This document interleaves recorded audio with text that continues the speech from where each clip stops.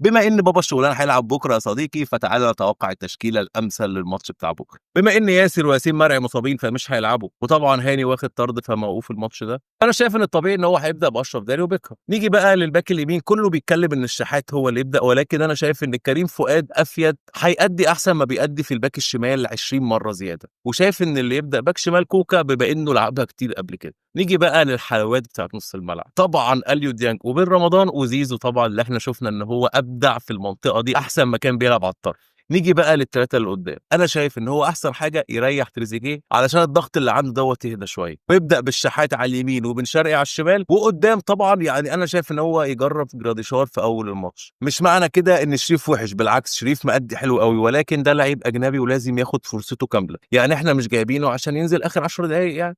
وطبعًا أنا حاسس إن الشناوي هو اللي هيبدأ ماتش المحلة الجاي، فيا ريت لو هو اللي بدأ. الراجل بعد وفاة والده راح تاني يوم اتمرّن لوحده في النادي، الراجل عنده طاقة والراجل مش عايز المدرب يستبعده من الماتشات، فالحركة اللي الشناوي عملها دي لازم كلنا نشجّعه، ويا ريت، يا ريت لو هو اللي بدأ، يا ريت الجمهور يشجّعه ويقف جنبه، علشان هو راجل ويستاهل ده. كل الدعم للكابتن محمد الشناوي، البقاء لله في والده. سلام.